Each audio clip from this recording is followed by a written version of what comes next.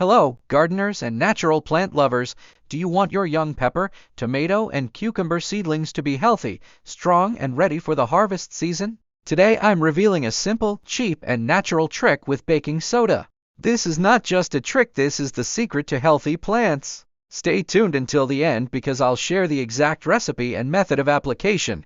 What is your favorite plant to grow? Leave a comment below: pepper, tomato, or cucumber. And of course, don't forget to hit the subscribe button to stay up to date with all our gardening tips. Today we're talking about baking soda and something you've never heard of before. Baking soda is not just for the kitchen, it's a real miracle for your plants. When used to feed young seedlings, it helps with several key things. Baking soda reduces the acidity in the soil, making it ideal for the growth of these plants. It acts as a natural fungicide and protects seedlings from fungal infections. It gives plants extra strength to develop healthy leaves and roots.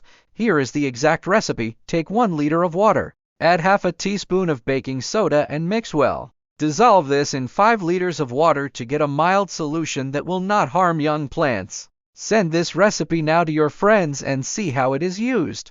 Use the solution to water young seedlings once every 7-10 days. Be careful not to overdo it. Baking soda is powerful and in small quantities gives great results. Pepper, tomato, and cucumber seedlings will get a healthier start thanks to this nutrition and be ready for a bountiful harvest.